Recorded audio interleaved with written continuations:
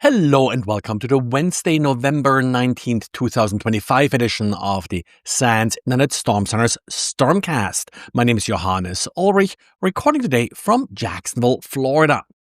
And this episode is brought to you by the SANS.edu undergraduate certificate program in cybersecurity fundamentals. Brad Duncan today published another diary with yet another variant of ClickFix. ClickFix, the CAPTCHA lookalike that tricks victims into copy-pasting PowerShell commands into their Windows command line. Well, in this particular case, it's going to lead you to install Kong Tuke or KongTuke, not sure how to pronounce it, but this is an example of a traffic direction system or TDS. This type of malware is a little bit different than what we often have, like info stealers or such.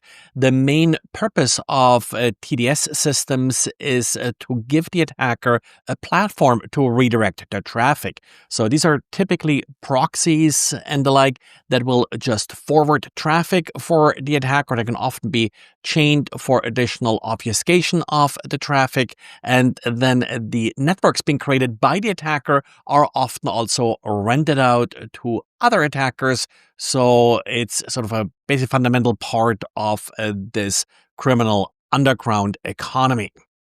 And a couple weeks ago, I myself counted myself lucky because the Internet Storm Center website did not use AWS, which had its big outage a couple weeks ago. Well, this morning, I wasn't that lucky. We had a big outage of Cloudflare.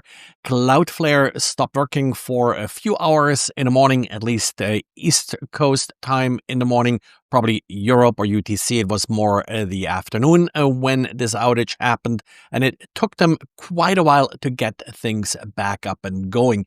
Given the scale of Cloudflare, and I don't have the current numbers handy, but I remember something like 30% of websites or traffic going through Cloudflare, which seems plausible. There were a lot of large websites other than Internet Storm Center that were affected by this, like, for example, X and many of the AI chatbots, for example, ChatGPT, but also Anthropic had some issues because they are behind Cloudflare. There has been so far a quick note here by Cloudflare's CTO, Dane Knecht, who stated that this was, well, for change, not DNS. No, it was just a bad configuration file. Apparently, one of those configuration files that's created automatically and, well, a mistake in the script, and that hasn't really been specified yet what exactly there happened, created a corrupt or invalid configuration file that then led to the outage.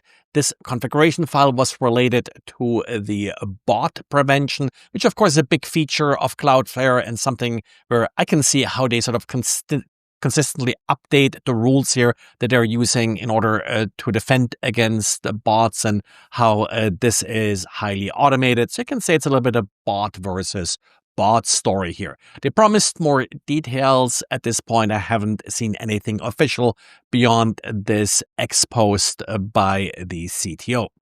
And Google released a new version of Google Chrome fixing two type confusion vulnerabilities in V8, V8 being Google Chrome's JavaScript engine.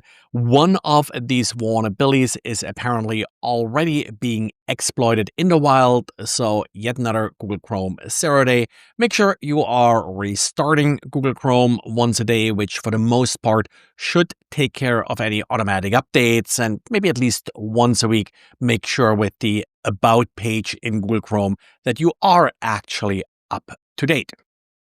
Well, and that's it for today. Thanks for listening. Thanks for liking. Thanks for subscribing. And also special thanks for anybody leaving good comments in their favorite podcast platform. And talk to you again tomorrow. Bye.